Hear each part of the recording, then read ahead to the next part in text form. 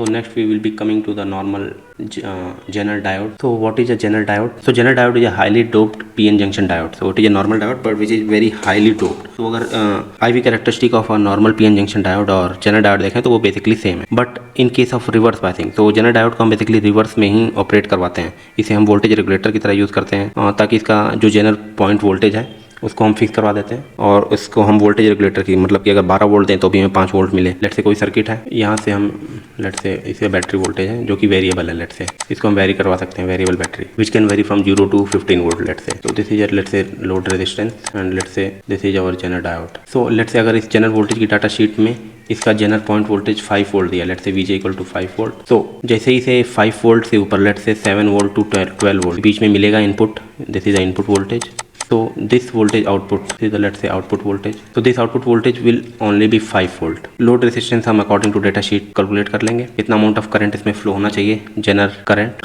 Reverse bias में इसे हम अप्लाई करते हैं, बेसिकली Zener डायोड को हम ऑपरेट रिवर्स बायस में करते हैं और आउटपुट को एज अ रेफरेंस या फिर वोल्टेज रेगुलेटर के लिए, मतलब आपने इनपुट वोल्टेज 6 दिया, 7 दिया, 8 दिया, 9 दिया, 10 दिया, कुछ भी दिया, आपको आउटपुट 5 वोल्ट मिलेगा। अगर आपको लेट से 7 वोल्ट चाहिए तो हम उसी हिसाब से Zener वोल्टेज की डाटा शीट देख के लेट से उसमें Zener ब्रेकडाउन वोल्टेज 7 वोल्ट पे है तो हम 7 वोल्ट चूज कर लेंगे। तो आप जब भी 10 वोल्ट, 11 वोल्ट कुछ भी देंगे, 12 वोल्ट, आपको आउटपुट हमेशा 7 वोल्ट मिलेगी। तो Zener volt is basically operated in reverse bias region but it can be useful in operating in forward bias only also, but इसका कोई फायदा नहीं होगा क्योंकि फॉरवर्ड बायस में ही यूज करना है तो नॉर्मल डायोड के जैसा ही ये बिहेव करेगा। लेकिन this Zener diode is highly doped PN junction diode. तो this is highly doped and that is P side and N side both is highly doped. और Zener diode acts as a normal diode when operated in forward bias, ये हम पहले देख चुके हैं। लेकिन जैसे ही आप इसे रिवर्स बायस कंडीशन में ऑपरेट करेंगे, diode conduct the applied voltage reaches the Zener breakdown reason. तो हमने Zener ब्रेकडाउन रीजन देखा था। Zener ब्रेकडाउन में जैसे ही आप Zener ब्रेकडाउन लेट से Vg वोल्टेज पे आप पहुंचे तो एक हाई करंट फ्लो होना शुरू हो जाएगा। इसे हम कंट्रोल्ड वे में ऑपरेट करवाते हैं। Late say this Vg voltage को ही हम ऐसा वोल्टेज रेगुलेटर यूज करते हैं। ये 5 वोल्ट हो सकता है, 7 वोल्ट हो सकता है, 8 वोल्ट हो सकता है, depending on how it is manufactured, कैसे इसे मैन्युफैक्चर किया है तो उस हिसाब से Zener वोल्टेज डिफरेंट वेरी करेगा। तो Zener diode is operated in the reverse bias region and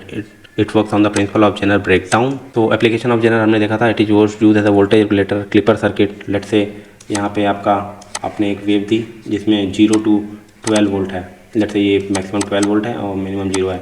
let's से आपको इसे 7 वोल्ट पे कट करना है तो आपने एक लोड रेगुलेटर लगाया और आपने ऐसा Zener डायोड चूज कर लिया जिसका Zener ब्रेकडाउन वोल्टेज लेट से 7 वोल्ट है। तो आपको आउटपुट में एक क्लिप्ड वोल्टेज मिलेगी। जैसे ये 12 वोल्ट थी तो ये क्लिप होकर एक 7 वोल्ट पे रह जाएगी, तो आपके आउटपुट में 0 to 7 वोल्ट ही मिलेगी। तो it can be used as a clipper circuit also, ये क्लिप कर देगा Zener ब्रेकडाउन वोल्टेज के हिसाब से। So it can be used as a clipper circuit voltage regulator. Surge protection में भी लेट से कोई आपके पास ऑटोमोटिव सेक्शन में लेट से जैसे ही इंडक्टिव लोड्स में भी सर्जेस प्रोड्यूस होती हैं तो लेट से 0 से लेट से 150 वोल्ट आ गई आपकी। 150 वोल्ट आपके सिस्टम को हार्म कर सकती है। आपने Zener प्रोटेक्शन सर्किट लगाया और इसका Zener ब्रेकडाउन लेट से 10 वोल्ट है तो जितनी भी सर्ज आई ये सारी क्लिप होके यहाँ से क्लिप हो जाएगी। तो आपके पास लेट से 10 वोल्ट क्लिप हो गई तो आपकी जो सर्ज बची वो कुछ 10 वोल्ट की बची, ये क्लिप होके कुछ ऐसी बची, 10 वोल्ट क्लिप हो जाएगी। तो क्लिपर सर्ज प्रोटेक्शन सर्किट की भी हम Zener डायोड को यूज़ कर सकते हैं।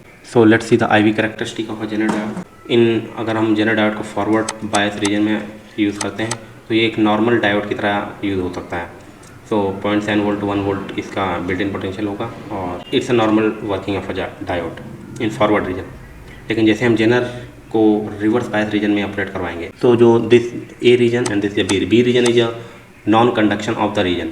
लेट से अगर Zener वोल्टेज 5 वोल्ट है तो 4 वोल्ट पे, 3 वोल्ट पे, 2 वोल्ट पे ये नॉन वर्किंग है, ऑलमोस्ट जीरो करंट या नेग्लिजिबल करंट, इसे हम डिटेक्ट नहीं कर सकते वो करंट फ्लो हो रहा है। सो जैसे ही आपने इस Zener ब्रेकडाउन रीजन को क्रॉस किया so A is the region of conduction. Beyond this A region there will be burn out, आपका Zener डायोड ब्रेक हो सकता है। Late say Zener breakdown Zener diode की डाटा शीट में 0 से 15 volt operating है, आपने 50 वोल्ट दे दिया तो वो ए रीजन के बाहर चला जाएगा और यहाँ पे पहुँचते ही ये आपका डायोड चल जाएगा, बर्न आउट हो जाएगा। सो this is normal Zener current and this is the voltage. तो यहाँ पे रिवर्स वोल्टेज आ जाएगा। तो रिवर्स वोल्टेज में A region is the conduction region and B is the non conducting region and IJK is the current, IJK is the knee current at Zener breakdown voltage. So coming to our next topic, that is tunnel diode. So tunnel diode is a different type of diode, इसे हम Esaki diode भी बोलते हैं। So this tunnel diode is also known as Esaki diode. So इस diode का construction ऐसे होता है ताकि मैन्युफैक्चरिंग इसकी ऐसे करते हैं कि टनल डायोड की जो डिप्लीशन लेयर होती है वो बहुत ही नैरो होती है। So it has a narrow depletion region depletion layer. So इसकी डिप्लीशन लेयर बहुत ही नैरो होती है और इसकी IV कैरेक्टरिस्टिक नॉर्मल डायोड से बहुत ही अलग होती है। इसमें ohmic region, negative resistance region और एक्सपोनेंशियल रीजन आता है और इसकी डिप्लीशन लेयर इतनी कम होती है कि लेट से अगर वेवलेंथ ऑफ लाइट की 1/150th होती है और इसका टनल डायोड ऑपरेट करता है नेगेटिव रेजिस्टेंस रीजन में। तो टनल डायोड को इसाकी डायोड भी बोलते हैं और इसका डिप्लीशन लेयर बहुत ही थिन होता है, late say 1/50th part of a visible light of wavelength और इसका operating region is the negative resistance region होता है। तो बेसिकली इसका application microwave oscillator, relaxation oscillator ये सब बनाने में काम आता है। So tunnel diode negative resistance कब शो करता है? सो टनल डायोड एग्जिबिट करता है नेगेटिव रेजिस्टेंस जब भी डिवाइस का स्टेट ऑन स्टेट से ऑफ स्टेट में जाता है। जैसे ही आप डिवाइस को ऑन करेंगे, ऑन स्टेट से जब ऑफ स्टेट में जाएगा तो it will show the negative resistance reason. So state of diode when changed from on state to off state, it will show the negative resistance region. So one of the tunnel diode property is that since it has very narrow depletion layer, 1/150th of the wavelength of visible light, since it has narrow depletion region and it is the width of the depletion layer is 1/150th of the wavelength of visible light. इसकी वजह से क्या होता है, जो भी electrons और holes in the depletion layer होता है, so this electrons and holes will penetrate through depletion layer to p side on n side. This is known as tunneling effect. One more property of a tunnel diode is that जब भी आप tunnel diode को reverse bias region या reverse bias voltage में work करवाना चाहेंगे, it will work as a resistor और a linear device in reverse bias voltage. तो जब भी आप टनल डायोड को रिवर्स बायस वोल्टेज देंगे, it will act as a resistance और a resistor. So IV characteristic of a resistance is similar like this. So this is I and this is V. So this is a ohmic region of a tunnel diode. So coming to a tunnel diode is most highly doped diode.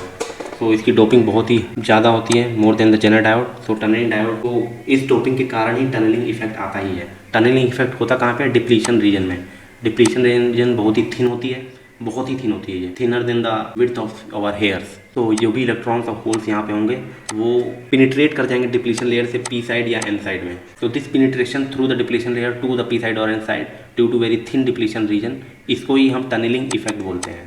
इसी tunnelling effect के कारण इसका नाम tunnel diode पड़ा, क्योंकि doping बहुत ज़्यादा है यहाँ पे, इसका बैरियर पोटेंशियल भी बहुत ही ज़्यादा होगा, नेगेटिव और इधर पॉजिटिव। तो ये बहुत ही ज़्यादा बैरियर पोटेंशियल है, इसकी वजह से ये टनलिंग इफेक्ट का भी डोपिंग का बहुत ही इंटर रिलेशन है। सो टनल डायोड में डोपिंग बहुत ही हाई होती है और टनलिंग इफेक्ट क्या होता है हमने देखा। So tunnel diode operates in the forward bias region due to very high doping. Depletion layer is very narrow in approximately micro और nanometer. So therefore the charge carriers easily penetrate कर जाते हैं narrow depletion layer को at peak current with the speed of light. So this is the tunneling effect and therefore the device is known as tunnel diode. So due to very high doping the depletion layer is very narrow and therefore the charge carriers can easily penetrate through the narrow depletion region at peak current with speed of light as if there is a tunnel in the device. This quantum behavior is termed as tunneling effect. Tunneling effect के बारे में मैंने एकदम proper समझाया कि जब भी depletion region को क्रॉस करते हुए, पेनिट्रेट करते हुए कोई चार्ज कैरियर p या n साइड चला जाए तो उसे हम टनलिंग डेजिग्नेट कर रहे हैं, इसी को हम टनलिंग इफेक्ट भी बोलते हैं। So when no voltage is applied across the diode, in that case conduction band of the n type semiconductor material overlaps with the valence band of the p type. मतलब अगर कोई भी biasing भी नहीं दी गई है, नो वोल्टेज मतलब no biasing is present in the tunnel diode, तब भी n टाइप का conduction band, so conduction band of the n type overlaps the conduction band valence band of the p type. ये n type का conduction band है, so और p type का valence band, so this p type valence band, so this approximately overlaps, so this is the overlapping point in case of tunnel diode, so जिससे tunnelling effect और भी ज़्यादा easy होता है। so this is the normal tunnel diode IV characteristic. so this I1 is the peak current and I0 is the valley current or lowest current and this is the negative resistance region and this is the exponential region, this is ohmic region.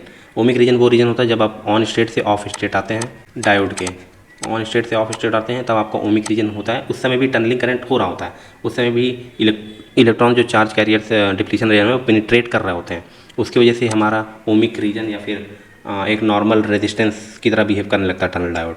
लेकिन negative resistance reason में क्या होता है, जैसे ही आप peak current को cross कर जाएंगे ऑन स्टेट से ऑफ स्टेट में या फिर स्टेट चेंज होने पर, फिर आपको नेगेटिव रेजिस्टेंस रीजन दिखाई पड़ेगा। नेगेटिव रेजिस्टेंस रीजन का मतलब है आप कितना भी वोल्टेज बढ़ा रहे होंगे लेकिन फिर भी आपका करंट घट रहा है, इसलिए इसे हम नेगेटिव रेजिस्टेंस रीजन बोलते हैं। फ्रॉम 0 to V0 आपके पास करंट होता है, मतलब नेगेटिव रेजिस्टेंस रीजन या टनलिंग इफेक्ट हो रहा होता है। लेकिन जैसे ही आप V0 जब आपका करंट बिल्कुल लोवेस्ट हो पहुंच चुका है तो उसके बाद एक्सपोनेंशियल रीजन आता है। तो this is a normal exponential region और यहाँ पे आपके पास कोई भी टनलिंग इफेक्ट नहीं हो रहा होता है डायोड में। So beyond this lowest voltage tunneling current start reducing after this peak current. Tunneling current आपके पास घटता हुआ दिखाई पड़ रहा है। This is the negative resistance region. So tunnel diode में basically we have 3 region, ohmic region, negative resistance region and exponential region. So exponential region में कोई टनलिंग नहीं है, लेकिन 0 to V0 के बीच में आपके पास टनलिंग इफेक्ट का रीजन है। और सबसे ज़्यादा टनलिंग इफेक्ट जब भी आप उसका टनल डायोड का स्टेट चेंज करते हैं ऑन टू ऑफ या ऑफ टू ऑन, तो आपका टनलिंग इफेक्ट बहुत ज़्यादा करता है और 0 से maximum late say this is the peak current तक पहुंच जाता है। पीक करंट के बाद आपका नेगेटिव रेजिस्टेंस रीजन स्टार्ट होता है, मतलब आप बायसिंग वोल्टेज बढ़ा रहे हैं फिर भी आपका करंट घट रहा है। So this is our negative resistance reason.